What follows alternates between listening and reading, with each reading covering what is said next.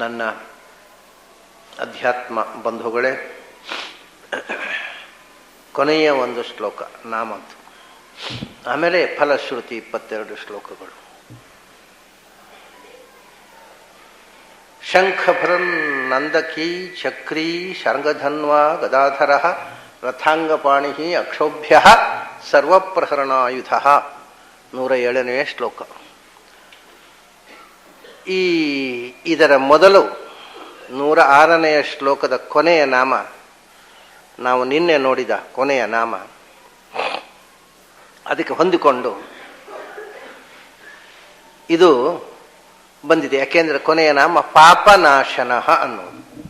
ಪಾಪನಾಶನ ಅಂತಂದ್ರೆ ಪಾಪವನ್ನು ಪರಿಹರಿಸುವ ಮತ್ತು ಪಾಪಿಗಳನ್ನು ಕೊಲ್ಲುವ, ಸಂಹರಿಸುವ ಅಂತ ಎರಡು ಅರ್ಥವೂ ಇದೆ ಆ ಶಬ್ದಕ್ಕೆ. ಪಾಪಃ ಅಂದರೆ ಪಾಪ, ಪಾಪಂ ಅಂದರೆ ಪಾಪ, ಪಾಪಃ ಅಂದರೆ ಪಾಪಿ. ನಾವು ಹೇಳ್ತಾವಲ್ಲ, ಪಾಪೋಹಂ ಪಾಪಕರ್ಮಾಹಂ, ನಾನೇ ಪಾಪ ಅಂದ್ರೆ ನಾನು ಪಾಪ ಮಾಡಿದವ ಅಂತ ಅರ್ಥ, ಪಾಪವೇ ನಾನು ಅಂತ ಅರ್ಥ ಅಲ್ಲ. ಹಾಗೆ ಪಾಪನಾಶನ ಅಂದರೆ ಯಾರು ಲೋಕಕಂಟಕರು, ಧರ್ಮದ ಹೆಸರಿನಲ್ಲಿ ಹಿಂಸೆಯನ್ನ ಪ್ರಚೋದನೆ ಮಾಡ್ತಾರೆ, ಅವರು ಎಲ್ಲರೂ ಪಾಪಿಗಳು. ಎಲ್ಲ ಕಾಲದಲ್ಲೂ ಧರ್ಮದ ಹೆಸರಿನಲ್ಲಿ ಹಿಂಸೆ ಮಾಡುವವರು, ಧರ್ಮದ ಹೆಸರಿನಲ್ಲಿ ಕೊಲೆ ಮಾಡುವವರು. ಅವರು ಹಿಂದೆ ನಡೆದದ್ದು ರಾಕ್ಷಸರು, ಅಸುರರು, ದೈತ್ಯರು ಅಂತ ಕರೆದದ್ದು ಯಾರನ್ನು ಅಂದರೆ ಯಾರು ಲೋಕದಲ್ಲಿ ಹಿಂಸೆಯನ್ನೇ ಧರ್ಮ ಅಂತ ತಿಳ್ಕೊಂಡು ಧರ್ಮದ ಹೆಸರಿನಲ್ಲಿ ಹಿಂಸೆ ಮಾಡ್ತಾರೆ, ಅವರು ಧರ್ಮದ ಹೆಸರಿನಲ್ಲಿ ಹಿಂಸೆ ಅಲ್ಲ, ಅವರು ಧರ್ಮಕ್ಕೆ ಹಿಂಸೆ ಮಾಡ್ತಾರೆ. ದೇಶದ ಹೆಸರಿನಲ್ಲಿ ಹಿಂಸೆ ಮಾಡುವವರು ದೇಶಕ್ಕೆ ಹಿಂಸೆ ಮಾಡ್ತಾರೆ. ರವೀಂದ್ರನಾಥ್ ಟ್ಯಾಗೋರ್ ಅವರ ಯಾವುದೋ ಒಂದು ನಾವೆಲ್ನಲ್ಲಿ ನಾನು ಚಿಕ್ಕಂದಿನಲ್ಲಿ ಓದಿದ ನೆನಪು, ಒಂದು ವಾಕ್ಯ ನೆನಪು ಉಳಿದಿದೆ ನೋಡಿ. To tyrannise for the country is to tyrannise to the country ಅಂತಾರೆ ಅವರು. ಅದರಿಂದ ದೇಶಕ್ಕೋಸ್ಕರ ಹಿಂಸೆ ಅಂದರೆ ದೇಶಕ್ಕೆ ಹಿಂಸೆ ಅದು, ಹಾಗೆ ಧರ್ಮಕ್ಕೋಸ್ಕರ ಹಿಂಸೆ ಅಂದರೆ ಧರ್ಮಕ್ಕೆ ಹಿಂಸೆ, ಅದು ಧರ್ಮದ ಕೊಲೆ. ಆದರೆ ಅಂಥ ಧರ್ಮಕ್ಕೋಸ್ಕರ ಹಿಂಸೆ ಮಾಡುವುದೇ ಧರ್ಮ ಅಂತ ತಿಳ್ಕೊಂಡವರೇ ಹೆಚ್ಚು ಸಂಖ್ಯೆಯಲ್ಲಿ ಇರ್ತಾರೆ ಯಾವಾಗಲೂ. ಅಸುರ, ಇದು ಯಾವ ಕಾಲದಲ್ಲೂ, ಈಗ ಅಂತಲ್ಲ, ಅಸುರಾಹ ಬಹುಲಾಹ ಅಂತ ಇದೆ. ಋಷಿಮುನಿಗಳು ಹೇಳಿದ್ರು, ಧರ್ಮದ ಹೆಸರಿನಲ್ಲಿ ಧರ್ಮಕ್ಕೆ ಅಪಚಾರ ಮಾಡುವವರ ಸಂಖ್ಯೆ ಎಲ್ಲ ಕಾಲದಲ್ಲೂ ಮೆಜಾರಿಟಿಯಲ್ಲಿ ಇರುತ್ತೆ ಅಂತ. ಆದ್ದರಿಂದ ಅಂಥ ಪಾಪಿಗಳನ್ನ ಕೊಲೆ ಮಾಡುವಂಥದ್ದು, ಸಂಹಾರ ಮಾಡಿ ನಾಶ ಮಾಡುವುದು, ನಿರ್ನಾಮ ಮಾಡುವುದು ಭಗವಂತನ ಅವತಾರದ ಉದ್ದೇಶಗಳಲ್ಲಿ ಒಂದು. ಅದಕ್ಕೋಸ್ಕರ ಭಗವಂತ ಪಾಪಿಗಳ ಸಂಹಾರಕ್ಕೋಸ್ಕರ ಎಲ್ಲ ಆಯುಧಗಳನ್ನು ಬಳಸ್ತಾನೆ ಅಂತ. ಕೊನೆಗೆ ದುಷ್ಟಶಕ್ತಿಯ ದೋಷದ ಪಾಪದ ನಾಶದ ಜೊತೆಗೆ ಆ ಅಂಥನಾಮಗಳ ಜೊತೆಗೆ ಸಹಸ್ರನಾಮ ಮುಕ್ತಾಯ ಆಗತ್ತೆ ನೋಡಿ. ಬರೇ ದುಷ್ಟಶಕ್ತಿಗಳನ್ನು ನಾಶ ಮಾಡುವ ಆಯುಧಗಳ ಹೆಸರಿನ ಜೊತೆ ಇಡೀ ಶ್ಲೋಕದಲ್ಲಿ ಬೇರೆ ಏನೂ ಇಲ್ಲ. ಶಂಖಭೃನ್ ನಂದಕಿ ಚಕ್ರಿ ಶರ್ಂಗಧನ್ವಾ ಗದಾಧರ ರಥಾಂಗಪಾಣಿ ಅಕ್ಷೋಭ್ಯ ಸರ್ವಪ್ರಹರಣಾಯುಧ. All the weapons are mentioned. ದುಷ್ಟಶಕ್ತಿಯ ಸಂಹಾರಕ್ಕೆ ಭಗವಂತನಿಗೆ ಯಾವುದು, ಅವನು ಯಾವ ಆಯುಧವನ್ನು ಬಳಸ್ತಾನೆ ಅಂತ. ಮೊದಲು ಬಳಸುವ ಆಯುಧ ಶಂಖ ಅಂದ್ರೆ, ಅರೆ ಶಂಖದಿಂದ ಕೊಲ್ಲಿಕ್ಕೆ ಬರುತ್ತಾ? ಶಂಖ ಊದ್ಲಿಕ್ಕಾಗತ್ತೆ, ಅದಿನ್ಯಾರ ಎದುರು ಬಂದರೆ ಶಂಖದಿಂದ ಚಚ್ಚಬಹುದು ಅಷ್ಟೇ, ಅದನ್ನು ಆಯುಧ ಅಲ್ಲ. ಅದು ಶಂಖ ಅನ್ನೋದು ಬಹಳ ದೊಡ್ಡ ಒಂದು ಮಾರಕ ಶಕ್ತಿ. ಹಿಂದಿನ ಕಾಲದಲ್ಲಿ ಮನೆಯಲ್ಲಿ ಬೆಳಿಗ್ಗೆ ಸಂಜೆ ಸಂಧ್ಯಾಕಾಲದಲ್ಲಿ ಮನೆಯ ಎಲ್ಲ ಕಾರ್ನರ್ನಲ್ಲಿ ನಿಂತು ಅಥವಾ ಕನಿಷ್ಠ ದೇವರ ಕೋಣೆಯಲ್ಲಿ ಶಂಖನಾದ ಮಾಡ್ತಿದ್ರು ಹೆಣ್ಮಕ್ಕಳು. ಅದು ಯಾಕೆ? ಶಂಖನಾದದಿಂದ ಏನು ಉಪಯೋಗ ಅಂದರೆ, ಯುದ್ಧ ಕಾಲದಲ್ಲಿ, ಅದ್ರ ಜೊತೆಗೆ ಇನ್ನೂ ಒಂದು ನಾವು ನೋಡೋಣ. ಯುದ್ಧ ಕಾಲದಲ್ಲಿ ಮಹಾಭಾರತದಲ್ಲಿ ನಮಗೆ ಗೊತ್ತಾಯಿದೆ, ಮಹಾಭಾರತ ಯುದ್ಧ ಪ್ರಾರಂಭ ಆಗುವ ಮುಂಚೆ ಕೃಷ್ಣ ಶಂಖನಾದ ಮಾಡಿದ, ಪಾಂಚಜನ್ಯವನ್ನು ಓದಿದ. ಅವಾಗ ದೇವದತ್ತಂ ಧನಂಜಯ, ಅರ್ಜುನನು ಶಂಖನಾದ ಮಾಡಿದ, ಎಲ್ಲ ಪಾಂಡವರು ಶಂಖನಾದ ಮಾಡಿದರು. ಏನಾಯಿತು? ಶಂಖನಾದ ಯಾಕೆ ಮಾಡಿದ್ದು? ಅದಕ್ಕೆ ಎರಡು ಉದ್ದೇಶ. ಒಂದು, ಶಂಖನಾದ ಅನ್ನೋದು ಎದುರಿರತಕ್ಕಂಥ ಸೇನೆಗೆ ನಾವು ಸಿದ್ಧ ಅನ್ನೋ ಗ್ರೀನ್ ಸಿಗ್ನಲ್, ಹೋರಾಟಕ್ಕೆ ನಾವು ಸಿದ್ಧ. ಆಮೇಲೆ ತಮ್ಮ ಕಡೆಯವರಿಗೆ ಒಬ್ಬ ನಾಯಕ ಶಂಖನಾದ ಮಾಡಿದರೆ ಸಿದ್ಧರಾಗಿ ಅಂತ ಇವರಿಗೆ ಸಿದ್ಧತೆಯ ಆಜ್ಞೆ, ಅವರಿಗೆ ಸಿದ್ಧತೆಯ ಸಂದೇಶ. ಮೂರನೆಯದಾಗಿ, ಯುದ್ಧ ಅಂತಂದ್ರೆ ಮಹಾ ಒಂದು ಮಾರಣ ಹೋಮ ಅದು. ಅದಕ್ಕೆ ಆ ಮಾರಣ ಹೋಮದಲ್ಲಿ ದುಷ್ಟಶಕ್ತಿಗಳ ಮಾರಣ ಆಗಬೇಕು, ಸಾತ್ವಿಕ ಶಕ್ತಿಯ ಮಾರಣ ಆಗಬಾರದು ಅನ್ನೋದಕ್ಕೋಸ್ಕರ ಶಂಖನಾದ ಮಾಡ್ತಿದ್ರು. ಶಂಖನಾದ ಅನ್ನೋದು ಅತ್ಯಂತ ದೊಡ್ಡ ಮಾಂಗಲಿಕ ಧ್ವನಿ. ಅದರ ನಾದ ಎಲ್ಲಿ ತನಕ ಹೋಯ್ತೋ ಅಷ್ಟು ಜಾಗದ ಸಾತ್ವಿಕ ಶಕ್ತಿಗಳು ಜಾಗೃತ ಆಗ್ತವೆ, ದುಷ್ಟ ಶಕ್ತಿಗಳು ಎದೆ ಉಡುಗಿ ಹೋಗುತ್ತೆ. ನೋಡಿ, ಶಂಖನಾದ ಮಾಡಿದಾಗ ಏನಾಯಿತು ಗೀತೆ, ಸಘೋಷಃ ಧಾರ್ತ ರಾಷ್ಟ್ರಾಣಾಂ ಹೃದಯಾನಿ ವ್ಯದಾರಯತ್. ಕೃಷ್ಣ ಅರ್ಜುನ ಶಂಖನಾದ ಮಾಡಿದಾಗ ಧೃತರಾಷ್ಟ್ರನ ಮಕ್ಕಳ ಎದೆ ಒಡೆದು ಹೋಯ್ತು ಅಂತಾರೆ. ಯುದ್ಧವೇ ಶುರುವಾಗಿಲ್ಲ, ಆ ಸದ್ದು ಕೇಳಿಯೇ ಎದೆ ಒಡೆದು ಹೋಯ್ತು, ತತ್ತರಿಸಿ ಹೋದ್ರು ಅಂತ. ದುಷ್ಟ ಶಕ್ತಿಗಳಿಗೆ ಆ ನಾದವನ್ನು ತಡ್ಕೊಳ್ಳಿಕ್ಕಾಗೋದಿಲ್ಲ, ಘಂಟಾನಾದ. ಅದಕ್ಕೋಸ್ಕರವೇ ಅಲ್ವಾ ಪೂಜೆ ಮಾಡುವಾಗ ಘಂಟಾಮಣಿ ಬಾರಿಸ್ತಾರೆ. ಯಾಕೆ ಅಂತ ಬಾರಿಸೋರಿಗೂ ಗೊತ್ತಿಲ್ಲ, ಸುಮ್ಮನೆ ಬಾರಿಸ್ತಾ ಇರ್ತಾರೆ. ಒಂದು ಘಂಟಾಮಣಿ ಇರುತ್ತೆ ಅಲ್ಲಿ, ಆಗ ಅವನು ಬಾಯಿಪಾಠ ಕಲಿತ ಮಂತ್ರ ಇರುತ್ತೆ, ಆಗಮಾರ್ಥಂತು ದೇವಾನಾಂ ಗಮನಾರ್ಥಂತು ರಕ್ಷಸಾಂ ಹೇಳ್ತಾ ಇರ್ತಾರೆ. ದೇವತೆಗಳ ಬರವಿಗೋಸ್ಕರ, ದುಷ್ಟಶಕ್ತಿಗಳ ನಿರಾಸಕ್ಕೋಸ್ಕರ ನಾದ ಮಾಡ್ತಾ ಇದ್ದೇನೆ ಅಂತ ಮಂತ್ರದಲ್ಲಿದೆ. ಅದು ಎಲ್ಲಿ ಅರ್ಥ ಆಗತ್ತೆ ಹೇಳುವವರಿಗೆ? ಅದು ಸುಮ್ಮನೆ ಬಾಯಿಪಾಠ ಕಲಿತದ್ದು ಏನೋ ಹೇಳ್ತಾರೆ. ಅದು ಒಂದು ಘಂಟಾಮಣಿ ಜೊತೆಗೆ ಮಣಗುಟ್ಟುವುದು ಅಷ್ಟೇ, ಹಂದಾಡಿಸ್ತಾರೆ. ಇದೇನು ಹಂದಾಡಿಸೋದು ಅಷ್ಟೇ, ಬಾಯಿ ಹಂದಾಡಿಸೋದು, ಮಣಿ ಹಂದಾಡಿಸೋದು, ಯಾವುದಕ್ಕೂ ಮೀನಿಂಗ್ ಇಲ್ಲ, ತಿಳುವಳಿಕೆ ಇಲ್ಲ. ಅದರಿಂದ ನಿಜವಾಗಿ ಘಂಟಾನಾದ ಸಘೋಷಃ ಆಗಮಾರ್ಥಂತು ದೇವಾನಾಂ, ನಿಜವಾದ ಇನ್ವಾಲ್ವ್ಮೆಂಟಿನ ಜೊತೆಗೆ ಸೀರಿಯಸ್ ಆಗಿ ನೀವು ಆ ಘಂಟಾನಾದದಲ್ಲಿ ಮಧುರವಾದ ಓಂಕಾರ ನಾದ ಹೊರಡಿಸಿದರೆ ಖಂಡಿತವಾಗಿ ಸುತ್ತಮುತ್ತ ಎಲ್ಲಿ ತನಕ ಆ ಘಂಟಾನಾದದ ವೈಬ್ರೇಷನ್ ಹೋಗುತ್ತೆ ಅಲ್ಲಿ ತನಕ ಇರತಕ್ಕ ದುಷ್ಟಶಕ್ತಿಗಳೆಲ್ಲ ಹೋಗ್ತವೆ, ಸಾತ್ವಿಕ ಶಕ್ತಿಗಳು ಬರ್ತವೆ. ಅದರಿಂದ ಘಂಟಾನಾದ ಅನ್ನೋದು ನಮ್ಮ ಸುತ್ತ ಇರತಕ್ಕ ದುಷ್ಟಶಕ್ತಿಗಳು ನಮ್ಮ ಮುಂದೆ ಮಾಡತಕ್ಕ ದೇವರ ಪೂಜೆಯೇ, ಯಾವುದೋ ಒಂದು ಆರಾಧನೆ ಅಥವಾ ಅಗ್ನಿಮುಖದಲ್ಲಿ ಹವನ, ಯಾವುದಕ್ಕೂ ದುಷ್ಟಶಕ್ತಿಗಳು ಬಂದು ತೊಂದರೆ ಮಾಡದೇ ಇರು. ಅದೃಶ್ಯವಾದ ದುಷ್ಟಶಕ್ತಿಗಳು, ಕಣ್ಣಿಗೆ ಕಾಣದೆ ವಾತಾವರಣದಲ್ಲಿದ್ದು ನಮಗೆ ತೊಂದರೆ ಕೊಡುವ ಶಕ್ತಿಗಳು ದೂರ ಸರಿಯಲಿ ಅಂತ ಶಂಖನಾದ ಹೆಣ್ಮಕ್ಕಳು ಮನೆಯಲ್ಲಿ ಮಾಡ್ತಾ ಇದ್ದದ್ದು ಅದಕ್ಕೋಸ್ಕರ. ಏನು ಅಂದರೆ ಮನೆಯ ಕಂಪೌಂಡಿನೊಳಗೆ ಯಾವುದೇ ಭೂತ ಪ್ರೇತ ಪಿಶಾಚಾಯೇ ಏಚಾನ್ಯೇ ಭುವಿ ಭಾರಕಾಹ ಅಂಥ ದುಷ್ಟಶಕ್ತಿಗಳು ದಿನ ಯಾವ ಮನೆಯಲ್ಲಿ ಶಂಖನಾದ ಕೇಳಿಸುತ್ತೆ ಅಲ್ಲಿ ಬರೋಲ್ಲವು, ದುಷ್ಟಶಕ್ತಿಗಳು ಬರೋಲ್ಲ. ಆದ್ದರಿಂದ ಯಾವಾಗಲೂ ದುಷ್ಟಶಕ್ತಿಗಳಿಗೆ ಶುದ್ಧವಾದ ನಾದ ಇಷ್ಟ ಆಗೋಲ್ಲ. ಅದರಲ್ಲೂ ಕೂಡ ಆ ಶುದ್ಧವಾದ ನಾದ ಅಂದರೆ ಅದು ಓಂಕಾರದ ನಾದ ಆಗಿಬಿಟ್ರಂತೂ ತಡ್ಕೊಳ್ಲಿಕ್ಕೆ ಆಗೋಲ್ಲ ಅವರಿಗೆ. ಈ ಘಂಟಾನಾದ, ಆಮೇಲೆ ಪೂಜೆ ಆಗುವಾಗ ನಾವು ಬಡಿಯುವಂಥ ಘಂಟೆ ಅದು ಕೂಡ ಅಷ್ಟೇ, ಅದು ಕಿವಿ ಹೂವು ಎಲ್ಲ ಒಡೆದು ಹೋಗುವ ಹಾಗೆ ಬಡಿಯೋದಲ್ಲ, ನಿಧಾನವಾಗಿ ಓಂ ಓಂ ಅಂತ ನಾದ ಬರುವ ಹಾಗೆ ಮೆಲ್ಲಗೆ ಬಡಿಬೇಕು. ಏನೋ ಯಾರೋ ತೆಗೆದು ಹಾಕಿರ್ತಾರೆ ಸೇವೆ, ಅದು ಒಡೆದ್ರೆ ಇನ್ನೊಂದು ಬರುತ್ತೆ, ನಮಗೇನೊಂದು ಬಡಿತಾರೆ, ಏನು ಬಡಿತಾರೆ, ಗಂಟೆ ಮೇಲೆ ನಿರ್ದಯವಾಗಿ ಆ ಹಿಂಸೆ. ನಾವಾದರೂ ದೂರ ಹೋಗಿ ಆದರೂ ಅಟ್ಮಾಸ್ಫಿಯರ್ ಪೊಲ್ಯೂಷನ್, ಸೌಂಡ್ ಪೊಲ್ಯೂಷನ್, ದೂರ ಹೋಗಿ ಕೂತ್ಕೊಳ್ಬೋದು. ಪಾಪ ಗುಡಿ ಒಳಗೆ ಕೂತ ದೇವರ ಗತಿ ಏನು, ಬರೇ ಸೌಂಡ್ ಪೊಲ್ಯೂಷನ್. ಬಡಿಯೋದು ಅಂದರೆ ಬಡಿಯೋದೇ, ದೇವರ ಕೆನ್ನೆ ಬಡಿದಾಗ ಬಡಿತಾರೆ ಗಂಟೆ. ಯಾಕೆಂದರೆ ಗಂಟೆ ಬಡಿಯೋದೊಂದು ಸದ್ದು ಮಾಡೋದು ಇಷ್ಟೇ ಗೊತ್ತು, ಅದ್ರ ಮೀನಿಂಗ್ ಗೊತ್ತಿಲ್ಲ. ಪ್ರತಿಯೊಂದು ಕ್ರಿಯೆಯು ಇಷ್ಟು ಹೊಲಸೆದ್ದು ಹೋಗಿದೆ, ನಮ್ಮದು ಗೊತ್ತಿಲ್ಲ, ಗೊತ್ತಿಲ್ಲ ಅನ್ನೋದು ಗೊತ್ತಿಲ್ಲ.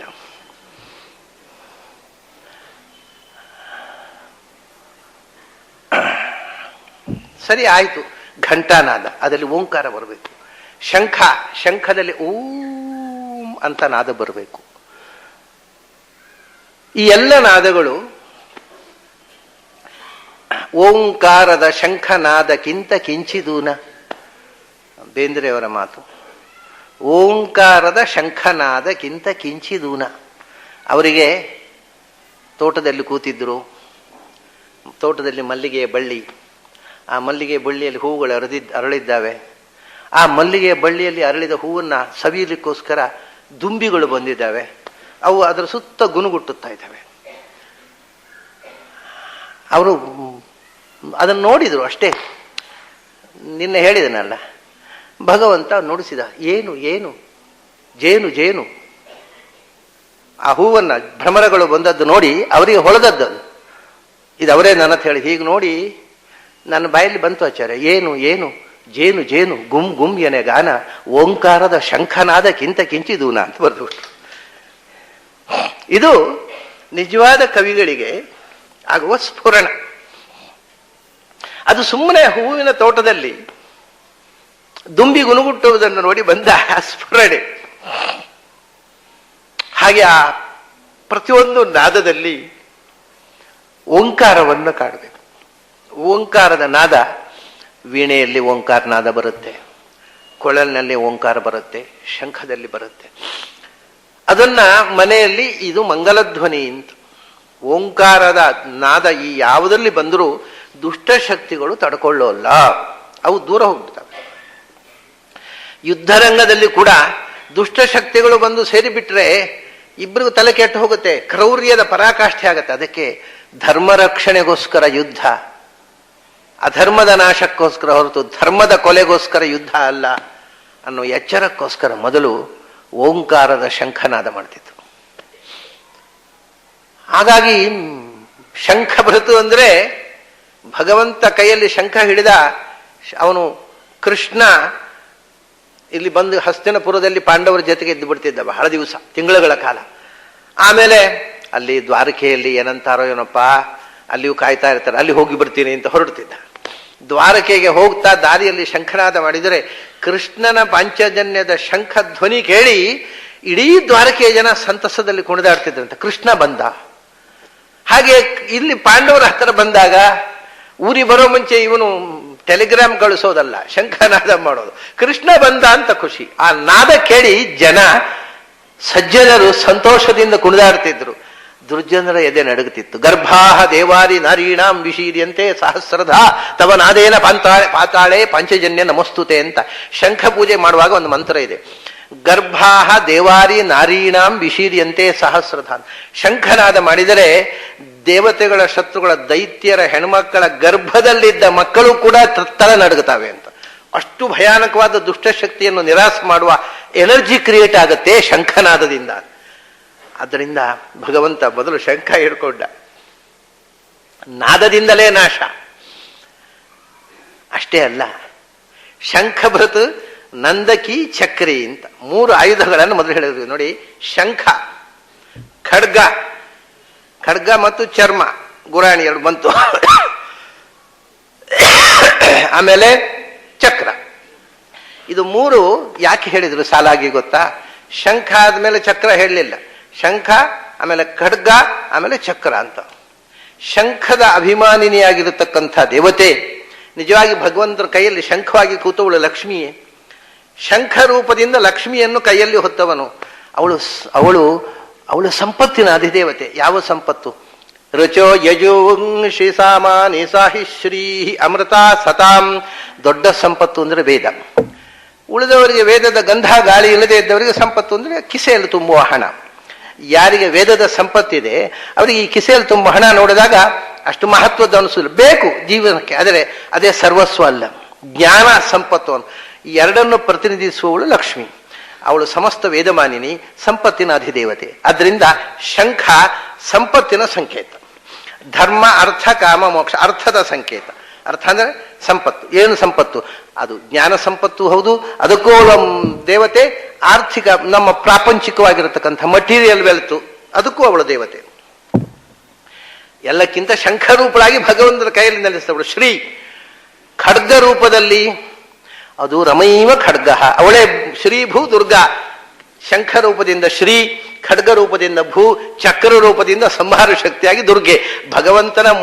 ಭಗವಂತನ ಪತ್ನಿಯಾದ ಲಕ್ಷ್ಮಿಯ 3 ರೂಪಗಳಿದು. ಶಂಕರ ಭೀತು, ನಂದಕ, ಚಕ್ರ. ಈ ಖಡ್ಗವಾಗಿ ರಮೆ ಭಗವಂತನ ಕೈಯಲ್ಲಿ ನಿಂತಳು. ಚಕ್ರವಾಗಿ ದುರ್ಗೆ, ಶ್ರೀ ಭೂ ದುರ್ಗಾ. 3 ರೂಪಗಳೇ ಶಂಖಭೃತ ನಂದಕಿ ಚಕ್ರಿ. ದುರ್ಗೆ ಯಸ್ಯ ಕರಾಳೋಳಂ ಚಕ್ರಂ ಕಾಲಃ ಪರಸ್ಸಹಿ ಕರಾಳೋಳ.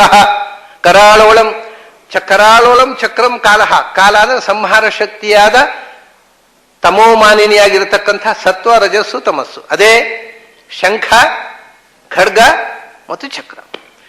ಅದರಿಂದ ಜಗತ್ತಿನ ಈ 3 ಗುಣಗಳ ನಿಯಂತ್ರಣಕ್ಕೋಸ್ಕರ ಭಗವಂತ ಶ್ರೀತತ್ವವನ್ನು ಅವನ ಪತ್ನಿ ಅವನಿಗೆ ನೆರವಾಗಿ ನಿಂತು ಆಯುಧವಾಗಿ ನಿಂತು ಬಿಟ್ಟಿದ್ದಾಳೆ ಅವನ ಕೈಯಲ್ಲಿ.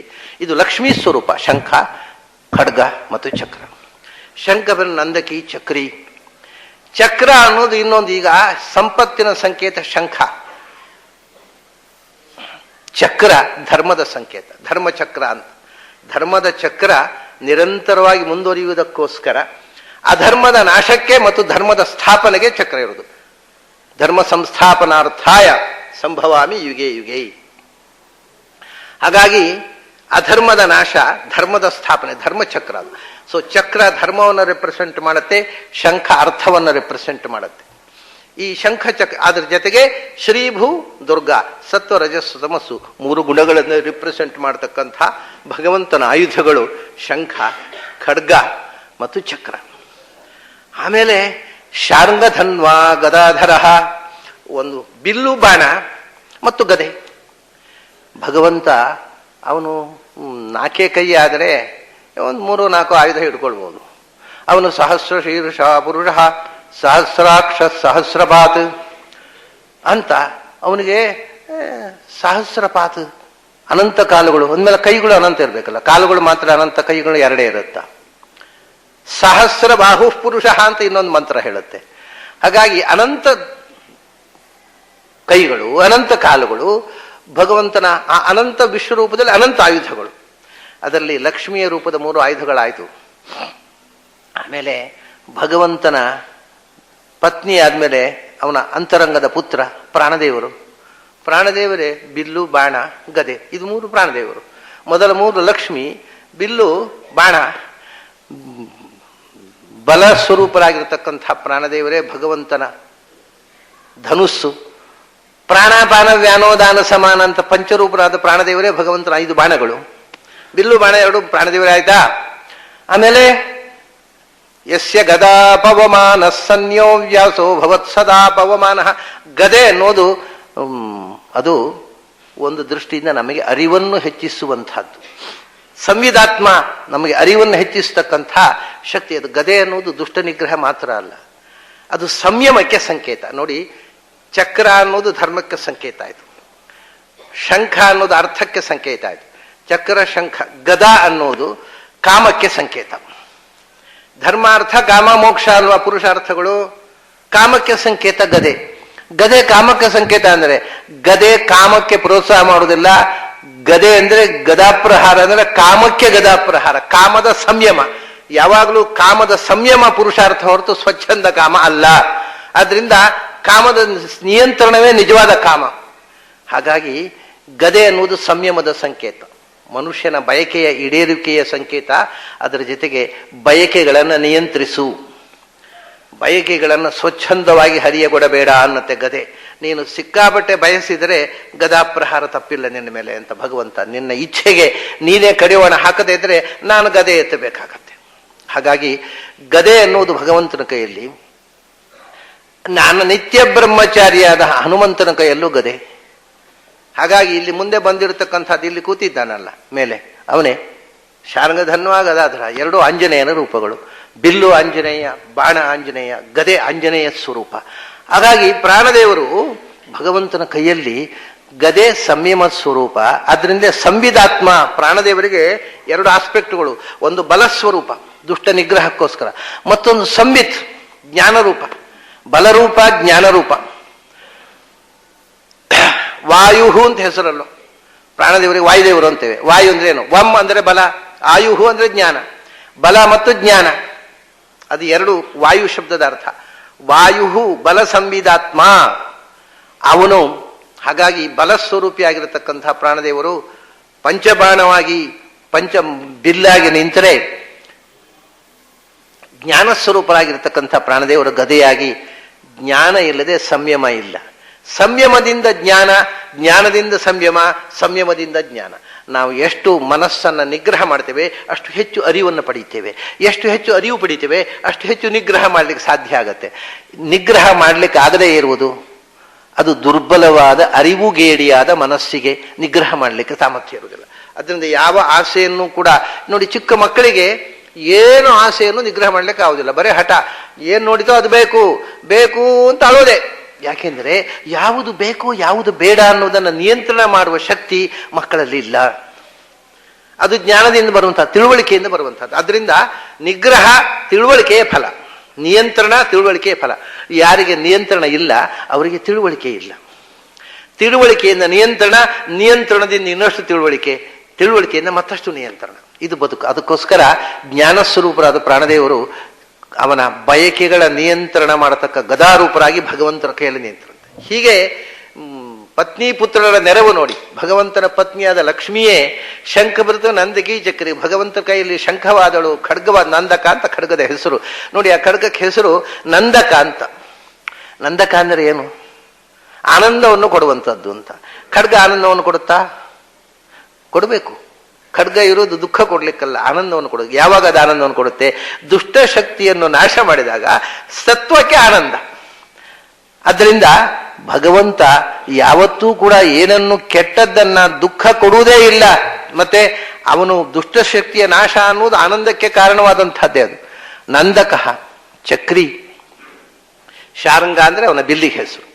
ಅದು ಶಾರಂಗ ಧನುಸ್ಸು. ಶೃಂಗ, ಶೃಂಗ ಅಂದ್ರೆ ತುತ್ತ ತುದಿ. ತುತ್ತ ತುದಲ್ಲಿ ಇರುವಂಥದ್ದು ಶಾರಂಗ. ಅಂದ್ರೆ ಆಯುಧಗಳಲ್ಲಿ ಆ ಬಿಲ್ಲನ್ನು ಮೀರಿದ ಇನ್ನೊಂದು ಬಿಲ್ಲಿಲ್ಲ, ಅಂಥದ್ದಕ್ಕೆ ಶಾರಂಗ ಅಂತ ಕರೆದರದನ್ನು.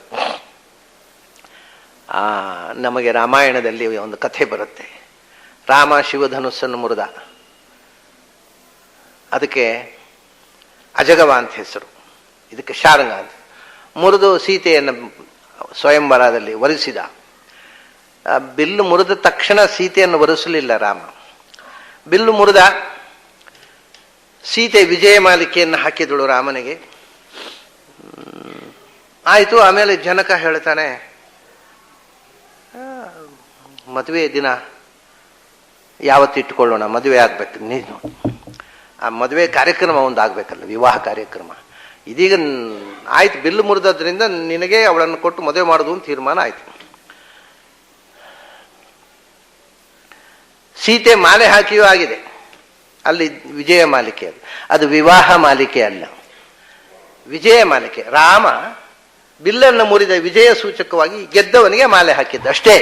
ಅದು ವಿವಾಹ ಮಾಲಿಕೆ ಅಲ್ಲ. ಬಹಳ ಜನರಿಗೆ ಈ ಮದುವೆ ಅಂದರೆ ಮಾಲೆ ಹಾಕೋದು ಅಂತ ಹಾಗೆ ಒಂದು ರೂಢಿ ಬಂದುಬಿಡುತ್ತೆ. ಹಾಗಾಗಿ ಅಯ್ಯೋ ಮದುವೆ ಆಗದೆ ಹೇಗೆ ಮಾಲೆ ಹಾಕಿಬಿಟ್ಲು ಅಂತ ಕೆಲವರಿಗೆ ಸುದ್ದಿಗಳೇ ಎದೆ ಹೊಡೆದು ಹೋಗೋದು. ಅಯ್ಯೋ ಹೇಗೆ ಮಾಲೆ ಹಾಕಿಬಿಟ್ಲು ಅಂತ. ಯಾರಿಗೂ ಮಾಲೆ ಹಾಕಬಹುದು, ಅದೊಂದು ದೊಡ್ಡ ಸಂಗತಿ ಅಲ್ಲ. ಯಾಕೆಂದರೆ ಮಾಲೆ ಹಾಕುವುದಕ್ಕೂ ಮದುವೆಗೂ ಸಂಬಂಧ ಇಲ್ಲ. ನಿಜವಾಗಿ ಮಾಲೆ ಅನ್ನೋದು ಗೌರವ ಸೂಚಕವಾಗಿ ಹಾಕುವುದು, ಒಂದು ಪ್ರೀತಿಯ ವಿನಿಮಯ. ಅದು ಹೃದಯವಂತಿಕೆಯ ಕುಸುಮದಂತಹ ಕೋಮಲವಾದ ಹೃದಯದಿಂದ ನಿಮ್ಮನ್ನು ಸ್ವಾಗತಿಸ್ತೇನೆ. ಸಭೆಯಲ್ಲಿ ಮಾಲೆ ಹಾಕೋಲ್ವಾ? ಅದೇ ಮದುವೆ ಮಾಡ್ಕೋತಾರ ಮತ್ತೆ ಮನೆ ಹೋಗಿ. ಮಾಲೆ ಹಾಕುವುದು ಅಂದರೆ ನಮ್ಮ ಹೃದಯವಂತಿಕೆಯ ಎಕ್ಸ್ಪ್ರೆಸ್ ಮಾಡುವಂಥದ್ದು. ನಾನು ಪ್ರೀತಿಯಿಂದ ನಿಮ್ಮನ್ನು ಸ್ವಾಗತಿಸ್ತೇನೆ. ಹಾಗೆ ಹೆಣ್ಣು ಗಂಡು ಮಾಲೆ ಹಾಕಿಕೊಳ್ಳೋದು. ಈಗ ಮದುವೆಯಲ್ಲಿ ಮಾಲೆ ಹಾಕೋದೇ ಒಂದು ದೊಡ್ಡ ಕಾರ್ಯಕ್ರಮ. ಮಾಲೆ ಹಾಕಿದ್ರೆ ಮದುವೆ ಮುಗಿಯಿತು ಅಂತ. ಅದಕ್ಕೆ ಎಲ್ಲ ಕ್ಯಾಮೆರಾ ಎಲ್ಲ ರೆಡಿ ಆಗಿರುತ್ತೆ. ಕ್ಯಾಮೆರಾ ಮಾಲೆ ಹಾಕುವಾಗ ಒಂದು ಕ್ಯಾಮೆರಾ ತೆಗೆದು ಬಿಡಿ, ಸ್ನ್ಯಾಪ್ ಎರಡು ಹೊಡೆದು ಬಿಡಿ. ಯಾಕೆಂದರೆ ಅದೇ ಮುಖ್ಯ ಸಂಗತಿ ಅಂತ. ಮಾಲೆ ಯಾರಿಗೂ ಹಾಕಬಹುದು, ಅದೇನು ದೊಡ್ಡ ಸಂಗತಿ ಅಲ್ಲ. ಪ್ರೀತಿಯನ್ನು ವ್ಯಕ್ತಪಡಿಸುವುದಕ್ಕೋಸ್ಕರ ನಾನು ಪ್ರೀತಿಯಿಂದ ನಿಮ್ಮನ್ನು ಸ್ವಾಗತಿಸ್ತಾ ಇದ್ದೇನೆ. ಅಷ್ಟೇ ಪ್ರೀತಿಯಿಂದ ನಾನು ನಿಮ್ಮನ್ನ ಬರಮಾಡಿಕೊಳ್ತಾ ಇದ್ದೇನೆ. ಇದು ಹೆಣ್ಣು ಗಂಡು ನಾವು ಪರಸ್ಪರ ಹೃದಯ ತುಂಬಿ ಒಬ್ಬರನ್ನೊಬ್ಬರು ಸ್ವಾಗತಿಸೋಣ ಅನ್ನೋದು ಮಾಲೆ ಹಾಕುವ ಕಾರ್ಯಕ್ರಮ ಅಷ್ಟೇ. ಅದು ಮದುವೆ ಅಲ್ಲ. ವಿಜಯ ಮಾಲೆಗೆ ದ್ರೌಪದಿ ಅರ್ಜುನನಿಗೆ ತಕ್ಷಣ ಮಾಲೆ ಹಾಕಿದ್ಲು ಅಲ್ಲೇ ಸಭೆಯಲ್ಲೇ. ಅದರ ಮದುವೆ ಮತ್ತೆ ಆದದ್ದು. ಯಾರಿಗೆ ಮದುವೆ ಅಂತ ಮತ್ತೆ ಚರ್ಚೆ ನಡೆಯಿತು. ಸೀತೆ ರಾಮನಿಗೆ ತಕ್ಷಣ ಮಾಲೆ ಹಾಕಿದ್ಲು ಅಲ್ಲೇ, ಆ ಶಿವಧನುಸ್ಸು ಮುರಿದ ತಕ್ಷಣ. ಆಮೇಲೆ ಮದುವೆ ಯಾವಾಗ ಮಾಡುವ ಅಂದ್ರೆ ರಾಮ ಹೇಳ್ತಾನೆ, ಮದುವೆ ನಾನು ಮದುವೆಗೋಸ್ಕರ ಅದನ್ನು ಮುರಿದದ್ದಲ್ಲ, ನನಗೆ ಮದುವೆ ಯೋಚನೆ ಇಲ್ಲ ಅಂತ ಅಂದ್ಬಿಡ್ತಾನೆ ರಾಮಚಂದ್ರ. ಗಾಬರಿ ಆಗಿಬಿಡ್ತಾನೆ ಜನಕ. ನೋಡಿ, ಆ ಧನುಸ್ಸು, ನಾವು ಕ್ಷತ್ರಿಯರು, ನೀವು ಧನುಸ್ ತಂದಿಟ್ರಿ, ಯಾರಿಗೂ ಎತ್ತಲಿಕ್ಕಾಗೋಲ್ಲ ಅಂದ್ರೆ ನನಗೊಂದು ಕುತೂಹಲ, ವಯಸ್ಸಹಜ. ನಾನು ಎಳೆ ವಯಸ್ಸು, ಅದನ್ನು ಎತ್ತಿ ನೋಡಬೇಕು ಅಂತ ಕಂಡಿತು. ನಮ್ಮ ಗುರುಗಳ ಹತ್ರ ಕೇಳಿದೆ, ವಿಶ್ವಾಮಿತ್ರ ಹತ್ರ. ನೋಡಪ್ಪ ಅಂದ್ರು. ನೀವು ಪ್ರೋತ್ಸಾಹ ಮಾಡಿದ್ರಿ, ಎತ್ತಿದೆ. ಅದು ಹಳೆ ಕುಂಬಾಗಿತ್ತು, ತುಂಡಾಯ್ತು, ನಾ ಏನು ಮಾಡೋದು ಅದಕ್ಕೆ ನಿಮ್ಮ ಹುಡುಗಿಯನ್ನು ಮದುವೆ ಮಾಡ್ಕೋಬೇಕಾ? ಸಾಧ್ಯ ಇಲ್ಲ ಅಂತ ಅಂದ್ಬಿಟ್ಟ ರಾಮ. ಬಹಳ ವಿಚಿತ್ರವಾಗಿದೆ. ನಾನು ಧನುಸ್ಸು ಮುರಿದದ್ದು ಅದು ಏನು ಅಂಥ ವಿಚಿತ್ರ ನೋಡುವ ಅಂತ ಕುತೂಹಲದಿಂದ. ಮುರಿಲಿಕ್ಕೆ ಎತ್ತಿದ್ದಲ್ಲ, ಎತ್ತಿದ್ರಿಂದ ಮುರಿಯಿತು ಅಷ್ಟೇ. ಹಾಗಾಗಿ ನನಗೆ ಅದನ್ನು ಮುರಿಯೋ ಉದ್ದೇಶವೂ ಇರಲಿಲ್ಲ, ನಿಮ್ಮ ಹುಡುಗಿನ ಮದುವೆ ಆಗೋ ಉದ್ದೇಶವೂ ಇರಲಿಲ್ಲ. ನನ್ನ ಕೆಲಸ ಮುಗೀತು, ನಾ ಬರ್ತೀನಿ, ನಮಸ್ಕಾರ ಅಂತ ಹೊರಟುಬಿಟ್ಟ ರಾಮ. ಇಲ್ಲಪ್ಪ, ನೀನು ಮದುವೆ ಮಾಡ್ಕೋಬೇಕು. ಹೌದಾ? ಹಾಗಾದ್ರೆ ಒಂದು ಕೆಲಸ, ನಾನು ಮದುವೆ ಮಾಡ್ಕೊಳ್ಬೇಕಾಗಿದ್ರೆ ಆ ಹುಡುಗಿಯನ್ನ ನಾನು ಸೆಲೆಕ್ಟ್ ಮಾಡಿದ್ರೆ ಸಾಲದು, ಮತ್ತೆ ನಮ್ಮ ಅಪ್ಪ ಸೆಲೆಕ್ಟ್ ಮಾಡಬೇಕು ಅಂದ. ಇವಳು ಸೊಸೆ ಆಗಬಹುದು ನಮ್ಮ ಅಪ್ಪ ಹೇಳಿದ್ರೆ ನಾ ಮದುವೆ ಆಗ್ತೀನಿ. ಅಲ್ಲಿ ಮತ್ತೆ ದಶರಥನಿಗೆ ಏನೋ ಹೋಗಿ ದಶರಥ ಬಂದು ಅವನು ನಿಂತು ಮದುವೆ ಮಾಡಿಸಿದ. ಹಾಗೆ ಭಗವಂತನ 3 ರೂಪಗಳು ಪುತ್ರ ಶಾರ್ಂಗ. ಯಾಕೆ ಹೇಳಿದೆ ಅಂದ್ರೆ ಇದು ಶಾರ್ಂಗ ಅಂದ್ರೆ ಭಗವಂತನ ಧನುಸ್ಸು. ಅದನ್ನ ಮುರಿದು ಶಿವಧನುಸ್ಸನ್ನು ಮುರಿದು ರಾಮ ಬರುವಾಗ ಪರಶುರಾಮ ಬಂದ. ಅದು ಮುಂದಿನ ಕತೆ. ಪರಶುರಾಮನ ಹತ್ರ ಶಾರ್ಂಗ ಧನುಸ್ಸಿತ್ತು, ವೈಷ್ಣವ ಧನುಸ್ಸು. ಏನೋ ಶಿವಧನುಸ್ಸು ಮುರಿದೆ ಅಂತ ಬಹಳ ಬೀಗ್ತಾ ಇದೆಯಲ್ಲ, ನೋಡೋಣ ಇದನ್ನು ತಾಕತ್ತಿದ್ರೆ ಮುರಿ ಅಂತ ಇದನ್ನು ಹಿಡ್ಕೊಂಡು ನಿಂತುಬಿಟ್ಟ ವೈಷ್ಣವ ಧನುಸ್ಸನ್ನ. ಅಲ್ಲೊಂದು ತಮಾಷೆ ಇದೆ, ಇದೊಂದು ದೊಡ್ಡ ನಾಟಕ ಇದು. ಯಾಕೆಂದ್ರೆ ರಾಮ ಬೇರೆ ಅಲ್ಲ, ಪರಶುರಾಮ ಬೇರೆ ಅಲ್ಲ, ಭಗವಂತನದ್ದೇ 2 ರೂಪಗಳು. ಯಾಕೆ ಜಗಳಾಡಿಕೊಂಡ್ರು ಅಂತ ಅದನ್ನ ನಮ್ಮ ಸ್ವಲ್ಪ ನೋಡಿದ್ರೆ ಅರ್ಥ ಆಗತ್ತೆ. ಅದು ಯಾಕೆ ಜಗಳಾಡಿಕೊಂಡ್ರು ಅನ್ನೋದು ಸ್ವಲ್ಪ ಕಥೆಯ ಯಾಕೆಂದ್ರೆ ಅವನು ಹೇಳ್ತಾನೆ, ಸಾಮಾನ್ಯ ಜನರು ಏನರ್ಥ ಅಂದ್ರೆ ರಾಮನ ಹತ್ರ ಪರಶುರಾಮ ಸೋತು ಹೋದ ಅಂತ ಕಥೆ ಹೇಳ್ತಾರೆ ಎಲ್ಲರೂ. ಅದರ ತಮಾಷೆ ಏನು ಗೊತ್ತುಂಟ, ಅಲ್ಲಿ ಪರಶುರಾಮ ಒಂದು ಮಾತು ಹೇಳ್ತಾನೆ, ನೋಡು ಇದು ವೈಷ್ಣವ ಧನುಸ್ಸು, ಇದು ನನ್ನ ಕೈಯಲ್ಲಿದೆ, ಇದನ್ನ ವಿಷ್ಣು ಅಲ್ಲದೆ ಬೇರೆ ಯಾರು ಎತ್ತಲಾರು ತಾಕತ್ತಿದ್ರೆ, ಅದ್ರೆ ತಾನು ವಿಷ್ಣು ಅಂತ ಡಿಕ್ಲೇರ್ ಮಾಡಿದಾಗ ಆಯ್ತಾ, ಇಷ್ಟು ಸ್ಪಷ್ಟವಾಗಿದೆ. ಇದನ್ನ ವಿಷ್ಣು ಆದವ ಮಾತ್ರ ಎತ್ತಿ ಹಿಡಿಯಬಲ್ಲ, ತಾಕತ್ತಿದ್ರೆ ನೀನು ಹಿಡಿದು ತೋರಿಸು ಅಂದ. ಅವನು ಹಿಡಿದ. ಹಾಗಾದ್ರೆ ವಿಷ್ಣುವಿನ 2 ರೂಪಗಳು ಏಕಕಾಲದಲ್ಲಿ ನಿಂತು ಆಡಿದ ನಾಟಕ, ಅದು ಲೀಲೆ ಅನ್ನೋದು ಸ್ಪಷ್ಟ ಇದೆ. ಅದು ಯಾರೋ ಒಬ್ರು ಸೋಲೋ ಪ್ರಶ್ನೆ ಇಲ್ಲ, ಗೆಲ್ಲೋ ಪ್ರಶ್ನೆ ಇಲ್ಲ, ಅದು ದೇವತೆಗಳ ಒಂದು ನಾಟಕ. ಸರಿ, ಹಾಗೆ ಅಂಥ